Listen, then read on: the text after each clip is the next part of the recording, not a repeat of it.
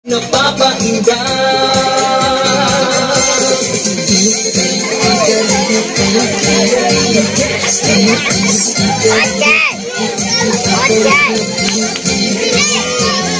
Kayo na pong bahala sa amin. Unawain na lang po ninyo sana ang kalagayan po ito. Salamat. Salamat. Ayan, isa pagpapalang umaga po mga kalingap. Dito po tayo ngayon sa bahay po ni Tatay Jaime. Ayan, kung saan po kasama ko si Kuya Gab Becerra. Shoutout po mga kalingap. Pasyalan namin si Tatay Jaime. Siya po yung may anak ng PWD. Tinulungan natin sa pagpa-check-up. Tatanungin namin kung kumusta na yung result. Samahan nyo kami mga kalingap, mga kasigap. Ayan, tara po mga kalingap, mga kasigap. Samahan niyo po kami ni Kuya Gab. Ayan, tara po.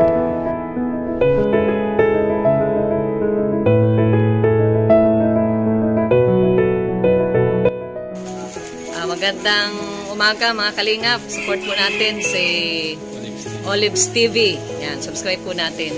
Salamat. Hello mga kalingap, subscribe niyo po Olives TV. Ayan.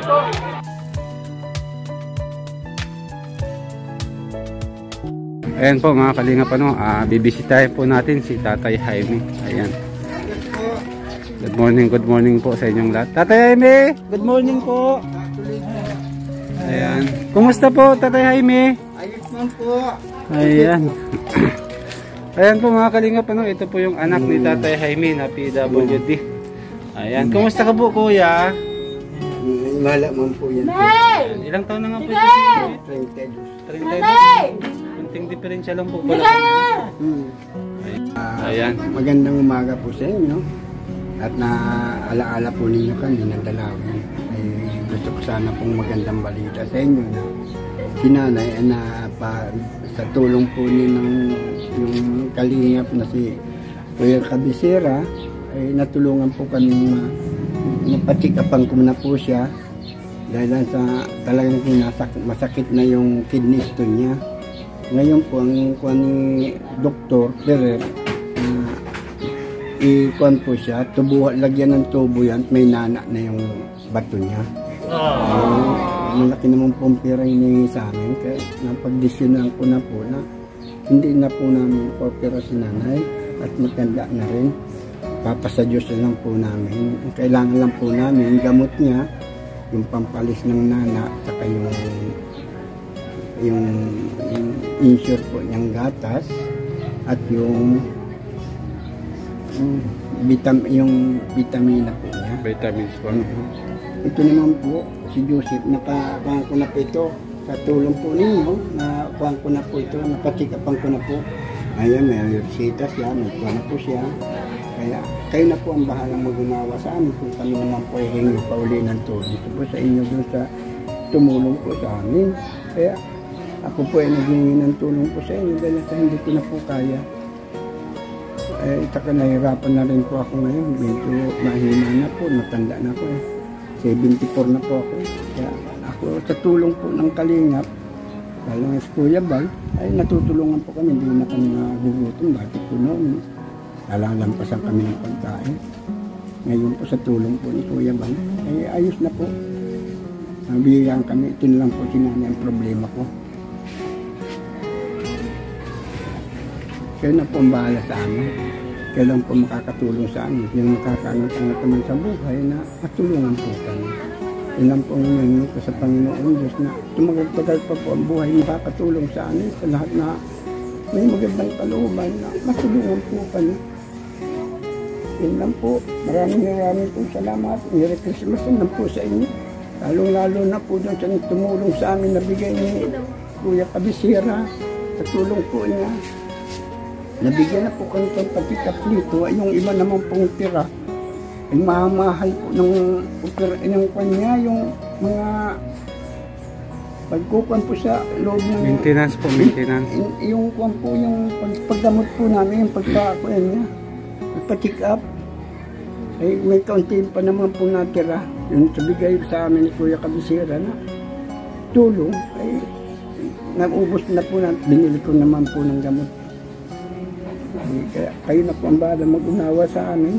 Kayo nga po makakatulong sa amin. Lalo na po sa inyo. Yung tumulong sa amin. Maraming pong salamat. Hindi ko na po ito makakalimutan habang ako ay nabubuhay. Salamat po, salamat po, salamat po. Merry Christmas naman po sa inyo. Tatay Jaime, bali po ang kailangan nyo po yung masustentuhan po yung pangangailangan po ni nanay, po? Gatas lang pong insure sa kayong gamot niya. Ayan, kasi napakamahal mo nung gatas na yun na insurance. Mahal po. Mahal po yun. 800, yung maliit. Kunti lang po yun, maliit lang yun. Na isang linggo lang po, nabilang ko naman po nung tirang bigay sa akin ni Kuya Abisera. Ayun lang po yung natira isang latay. Wala naman po, kakunti na lang.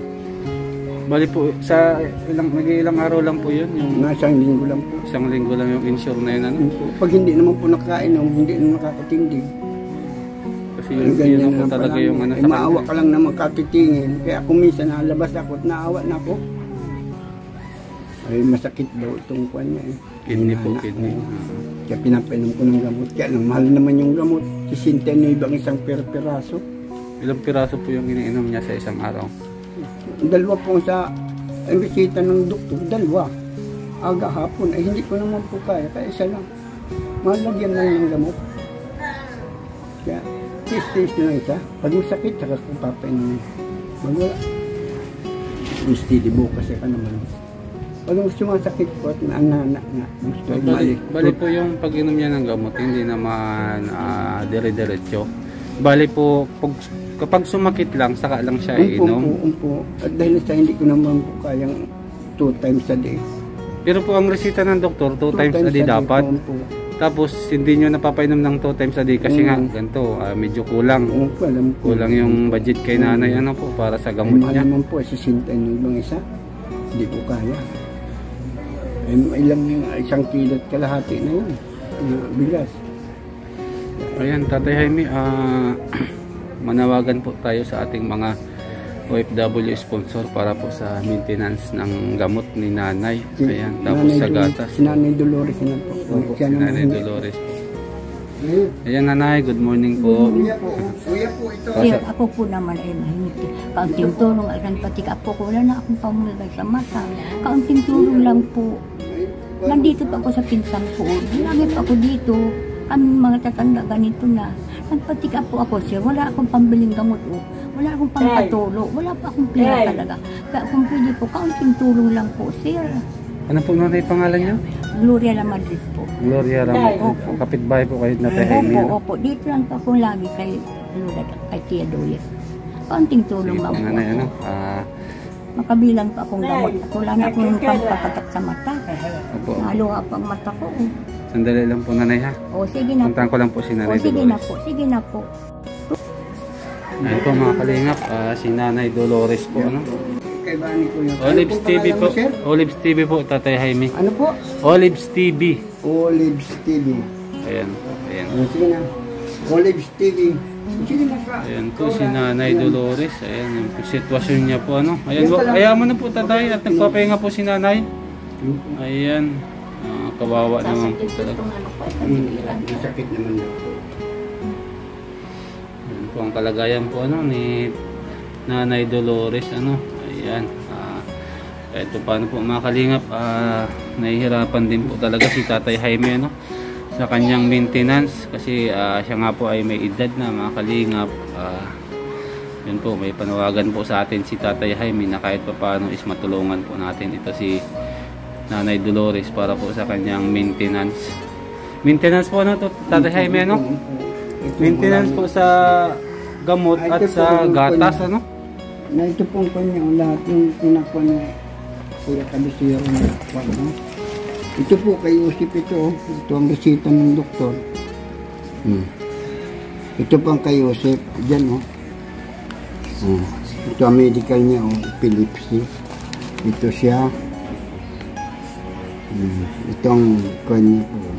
Kay Joseph. Kay Joseph po yan. Bali ito po yung resita kay Joseph po. Ayan. Nabili mo na po ito, Tatay? Binili ko na po yan. Yan ang po. Nung tira ng pina-check up namin yan, binili ko na po.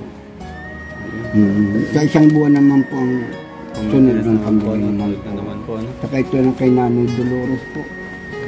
Yung sa pagbayad sa pagpatikap. Saka itong extra niya, oh. Diyan nalaman na kwan ang kwan niya, yung may nana ng kwan niya. Bato. Ito yung kidney po. Yun po. Ito po ang mga kwan niya, oh, doon sa mga laboratory po niya. Yan. Wala sa laboratory po niya ito lahat. Kaya na wala, kakaunti po natira nung binigay po ninyo sa akin. O ito lang po, mga resita ito, mamahal pang bayad nito. Po, resita ng Tatay Jaime. Po. Kaya sila kayo lang po ang bahala sa amin. Kayo lang po makaunawa kung paano pala ang kalagayan namin. Kaya sa lahat na tutulong po sa akin, sa asawa ko, ay kayo na pong bahala kung ano ang dapat inyong pong matulong sa amin. Basta ang hiningi ko lang po, ang tagal-tagal pa po ang buhay ng asawa ko. Kaka hindi ko na po kaya, hindi na rin niya kayang magpa-opera. Kaya kayo na pong makaunawa sa amin kung ano ang dapat namin kaya. May gatas lang po ng insure sa kanya, gamot lang po niya. Matulungan po ninyo kami. Bahala na po kayo. Amin talagang hindi ko na po maalam kung ano. Sasalitain ko po sa inyo paghingi ng tulong. Kaya maunawaan naman po ninyo sana ang kalagayan ng aking asawa. Kaya humingi po ako ng tulong sa inyo. Lalo-lalo na kay Kuya Bal, kay Kabisera, sa lahat na kalingap. Kung sino man pong may mabuting kalooban na matulungan po kami. Kaya na po ang bahala sa amin. Unawain na lang po ninyo sana ang kalagayan po ito. Salamat. Mga kalingap po, napayak na po si Tatay Jaime, ano? Kasi po sa kanyang kalagayan po ng kanyang asawa, ayan, si Nanay Dolores. Ayan po mga kalingap, si Nanay Dolores, ano? Tapos yung anak niya na si Joseph. Ayan. Mga kalingap, talagang kailangan po ng tulong nito mga kalingap, ano? Ayan. Tatay Jaime, pagpasensyahan nyo na po ito, ano? Ayun po, salamat po. Ano po ang sabi yung pangalan po? Olives TV po, Tatay. Ayan, pagpasensyahan nyo na po yan. Po, salamat po. Bali po, ipaparating po natin ito doon sa mga kababayan po natin, ano, ng mga OFW po, na handa pong tumulong sa inyo, ano? Salamat po. Handa pong tumulong para po sa maintenance ng inyong ng gatas, ano, ni Nanay Dolores. Saka yung maintenance po niyang gamot. At ng gamot, ano. Opo. Maraming salamat po. Hindi na rin po kami Tatay Jaime magtatagal, ano. At may lakad pa po kami ni Kuya Gab. Ayan, maraming salamat po sa inyo ulit. Ayan, sana po wag niyong kalimutan na magdasal. Wala sa Panginoon na po. Ayan. Para po kahit paano, yung pagdadasal po natin is nakakatulong po yan sa ating pang-araw-araw na pamumuhay. Ano po, Tatay? Opo. Ang Panginoon din talaga ang natulong po sa Sige po, Tatay Jaime. Magpapaalam na po kami. Maraming salamat po. Pwede po matawag isang Kuya Olive? Opo, Kuya Olives TV po. Ayan, Kuya Olive na lang po. Ayan. Maraming salamat po. Tatay Jaime natin. Shoutout po sa lahat po ng mga OFW po natin, ano. Sa lahat po ng mga sponsors po natin at mga supporters. Ayan, maraming salamat po sa inyo. Ayan, di na din po kayo magtatagal. Ayan, God bless po. God bless.